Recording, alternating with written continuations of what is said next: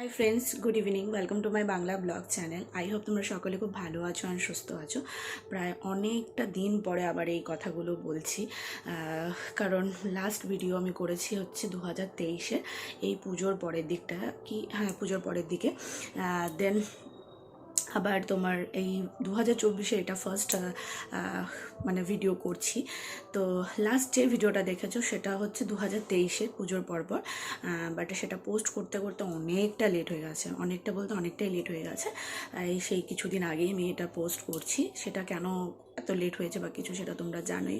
মানসিক পরিস্থিতি ঠিক ছিল না, এখনও ঠিক নেই। তো যেই চলে যায় সে তো চলে যায়, বাট রেখে যায় অনেক কিছু স্মৃতি, অনেক কিছু রেখে যায় যেগুলো মানে ভোলার মতন না। তো যাই হোক, তো এখন ঘড়িতে বাজে হচ্ছে 5:45।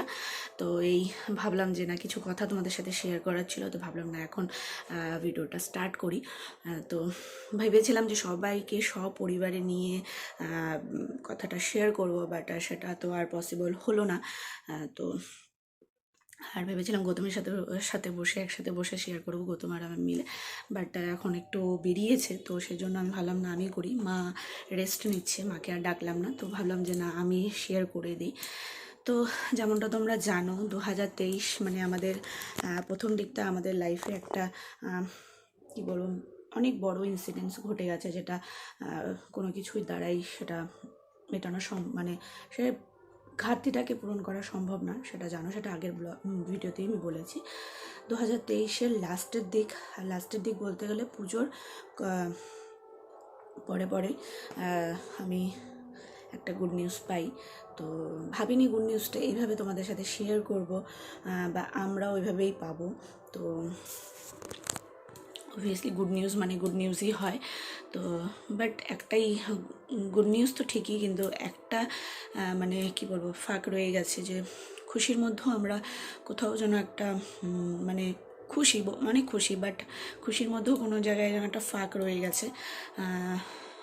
এই খুশির দিনে যদি বাবা থাকতো, হয়তো বাবা হয়তো সব থেকে বেশি বলতে আমাদের থেকেও বেশি হয়তো বাবা খুশি হতো। তো বাট আর কি বলবো। তো আই থিঙ্ক তোমরা অনেকে গেস করতে পারছো, আমার এই কথাগুলো শোনার পরে হয়তো গেস করতে পারছো যে কি খুশির খবর হতে চলেছে বা কিছু। তো যাই হোক, একটা খুশির খবর আমরা পেলাম। তো সবাই খুশির সাথে সাথে একটু ইমোশনালও হয়ে গেলাম। বারবার একই কথাই বলা হচ্ছিল যে যদি থাকতো মানুষটা, এই খুশিটার জন্যই মানুষটা অনেক দিন ধরে অপেক্ষা করেছিল। বাট সেই খুশিটাও পেলাম, মানে যাই কি বলবো, সেই খুশিটাও পেলাম অনেকটা দিন পরে। যাই হোক, তো তোমাদের সামনে যেটা শেয়ার করতে চাচ্ছি, যে হ্যাঁ, খুশির খবরটা হচ্ছে এই যে, জানি না কতটা তোমরা এখানে দেখতে পারছো বা কিছু, বুঝতে পারছি না কতটা দেখতে পাচ্ছ। তো হ্যাঁ, আমি কনসিভ করেছি। তো এইটাই ছিল হচ্ছে মানে খুশির খবর, যেটা তোমাদের সাথে ভাবলাম শেয়ার করি। যেহেতু তোমরা ফ্যামিলি মেম্বার, তো তোমাদের সাথে যখন দুঃখ সব কিছুই ভাগ করে নিচ্ছি, তো আমার মনে হয় যে খুশির দিনগুলো তোমাদের সাথে ভাগ করে নেওয়াটা উচিত। তো ভাবলাম যে এটাও তো একটা খুশির কথা, তো ভাবলাম তোমাদের সাথে এটা শেয়ার করে দিই। তো আমরা তো ভীষণ পরিমাণে খুশি, বাট যেটা বললাম যে মানুষটা থাকলে হয়তো আরও বেশি খুশি হতো। আর খুশির যে আমরা যতটা খুশি হচ্ছে তার থেকে হয়তো দ্বিগুণ খুশি বাবা হতো, আর তার খুশিতে আমরাই খুশি হতাম। যাই হোক, এটা অনেকটা পরে হয়ে গেল, মানে কী বলবো, আর কোনো ভাষা খুঁজে পাচ্ছি না। তো এই ছিল।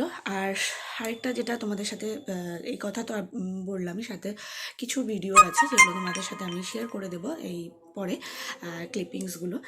অ্যাকচুয়ালি যে কিছু ছোট ছোট ভিডিও ক্লিপিংস করা হয়েছে। আমার 7 মান্থের যে রিচুয়ালসগুলো হয় সেগুলো অলরেডি হয়ে গেছে, তারপরেই কিন্তু আমি এটা করছি। জাস্ট ভিডিও বানানো হয়েছে, কোনো ব্লগিং না বা কিছু না যে ব্লগিং করছি বা কিছু, জাস্ট কয়েকটা ছোটো ছোটো ভিডিও করা হয়েছে। সেই ভিডিওগুলোই জাস্ট তোমাদের সাথে আমি এখানে শেয়ার করে দেবো। তো রিচুয়ালসগুলো হয়ে গেছে, প্রোগ্রামগুলো বাকি আছে।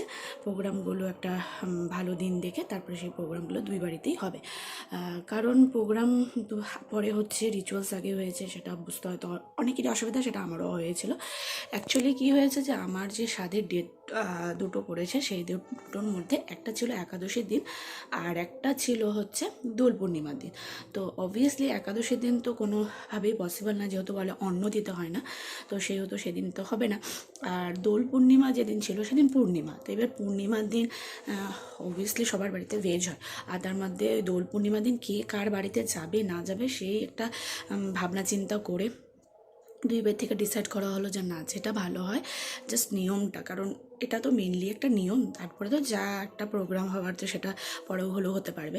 তো জাস্ট ওই নিয়মটা জাস্ট আগে হয়ে গেল, আর যে না, নিয়মটা আগে হয়ে যাক, যা যা নিয়ম আছে সেই নিয়মটা হয়ে যাক, দেন পরে যদি প্রোগ্রাম করা হয় তাহলে সেটা পরে, যেটা ইনভাইট করে সব লোকজনকে আসা বা কিছু, সেটা পরে হবে। তো সেই মতন হলো।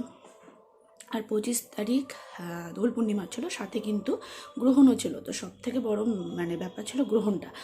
এবার হচ্ছে গ্রহণটা আমাদের ইন্ডিয়াতে অদৃশ্য ছিল, বাট তবুও যেহেতু শুনেছি এখন কানে, এখন গ্রহণটা না মানলে হয় না, সেজন্য মানা হয়েছে।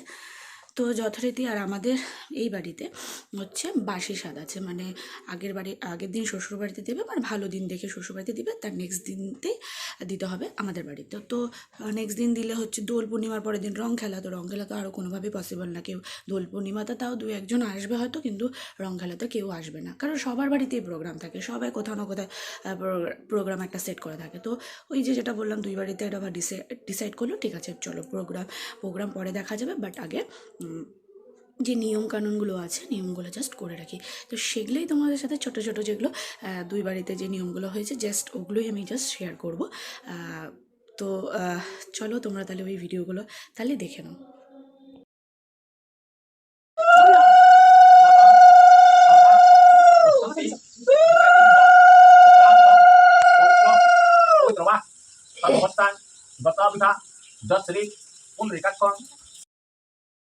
ব্রহ্মবাণী সতেই সহস্রাণী শিবে সূর্য শতানি চ শ্রী বিষ্ণু নাম স্মরণে মাত্রেণ শিক্ষাবন্ধন কর্মাহং।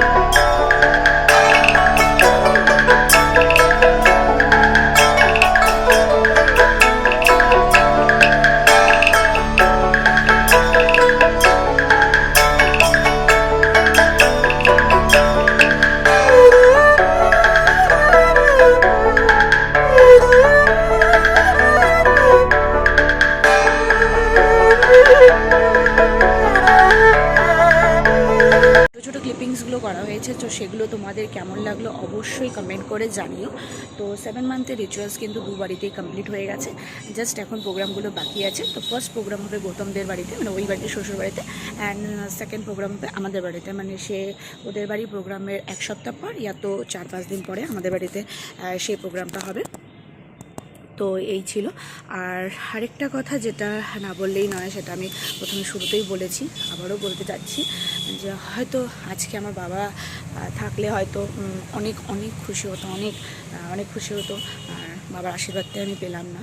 আর এটাই আমার মানে কি বলবো, কষ্টের একটা জায়গা, যে যেই খুশিটা আমি পেলাম, যেই খুশিটা আমরা ভাগ করে নিচ্ছি, সেই খুশিটা আমি আমার বাবাকে দিতে পারলাম না।